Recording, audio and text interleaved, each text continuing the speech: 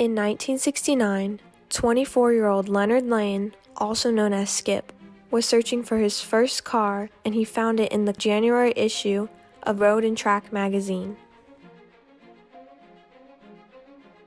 His dream car was an MGTC, a car he had admired since attending Harvard Business School. The MGTC was a pre-war design that had been dusted off and put into production to aid in the recovery of the English economy after the Second World War. The MG Car Company was known for its sports cars and enjoyed a storied racing history, and was beloved by adventurous drivers, World War II fighter pilots, and even royalty.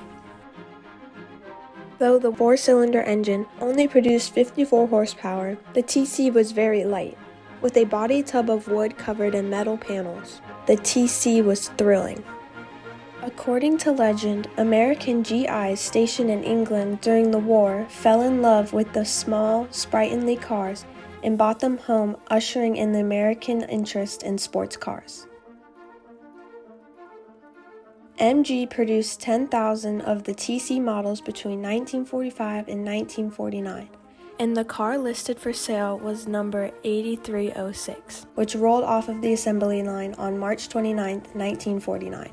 Skip reached out to the seller of the TC in London, and an exchange of letters, photos, and phone calls followed detailing the conditions of the car, which had 54,000s on the odometer. Skip and the seller agreed on a price of $2,500. Funds were exchanged and arrangements were made to have the car shipped from London to New Orleans, the closest port to Skip's home in Memphis, Tennessee. Once home, Skip began doing routine maintenance and repairs to the car while driving her as often as possible. As his family, career, and car collection grew, Skip drove the MG sparingly, driving only around 6,000 miles in the next 20 years. In 1988, Skip set about having a car restored, and a 2-year frame-off restoration was begun. The car was completely disassembled, the frame repaired and straightened, suspension and steering rebuilt, engine rebuilt, all bright work re-chromed, and all body panels painted in Jaguar Regency red. Following the restoration, Skip continued to maintain and exercise his beloved MG, but he rarely drove it, as his attention was diverted by family and his growing love for Model T Fords. In February of 2020, at the age of 75, Skip passed away after a long illness, leaving a huge hole in the hearts of his friends and loved ones, and the fate of his beloved MG undecided. When the time inevitably came to sell his car collection, his daughter Becky began considering keeping the MG in the family to honor her dad. With the blessings of her siblings and family, the decision was made, and Becky and her husband Ray began researching what the maintenance of a 71-year-old MG would involve. On a beautiful day in December 2020, the day had finally arrived, and TC 8306 was delivered to her new home. Once there, they became acquainted with the car's operation.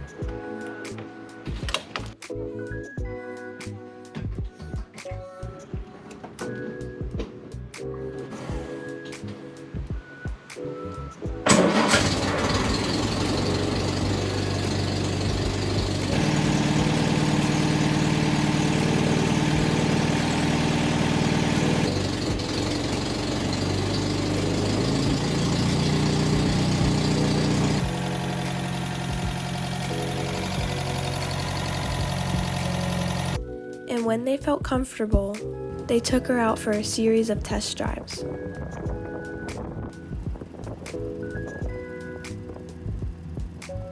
The test drives went well, but revealed a few issues that needed to be addressed, and a complete tune-up followed, including new spark plugs, distributor cap and rotor, filling and adjusting the steering box, checking all steering assembly bolts and replacing a few missing cotter pins,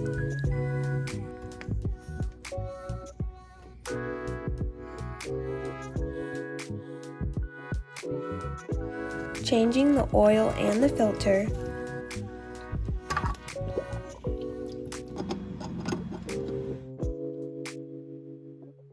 replacing the valve cover gasket,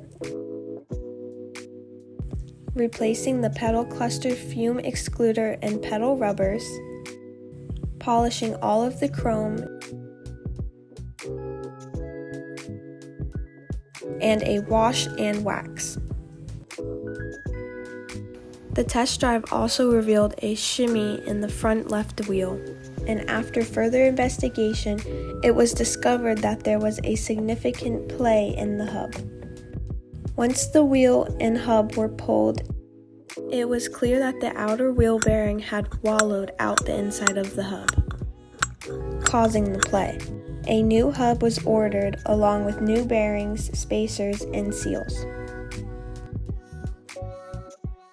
With the new hub installed, the play was eliminated, and for a few months the MG enjoyed short trips around the neighborhood and an occasional trip to the grocery store. In May, a fuel leak was detected where the float bowl attaches to the front carburetor body.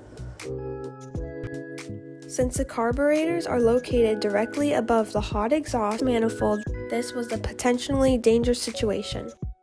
While tightening the bolt to eliminate the leak, the threads in the carburetor body failed.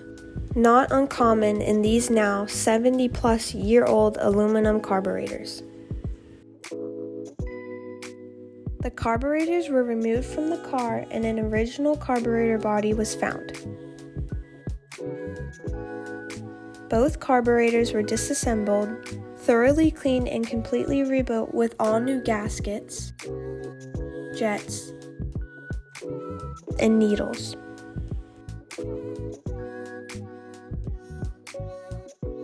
While the carburetors were off, the intake and exhaust manifolds were removed and mating surfaces thoroughly cleaned and new gaskets installed.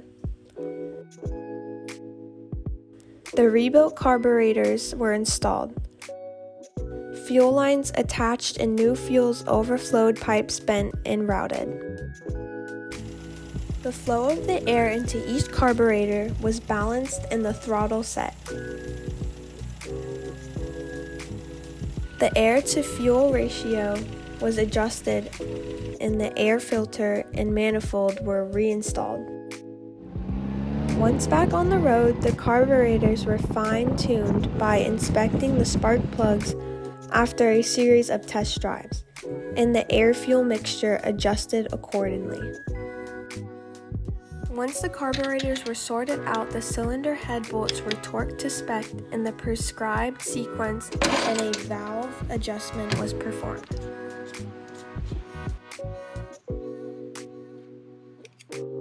A compression test was also performed with results around 120 psi.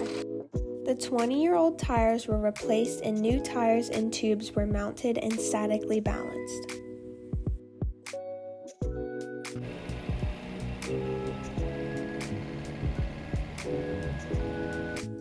The care and feeding of Skip's beloved MG now mostly involves keeping her clean, the chrome polish, short trips around the neighborhood, and occasional local car shows.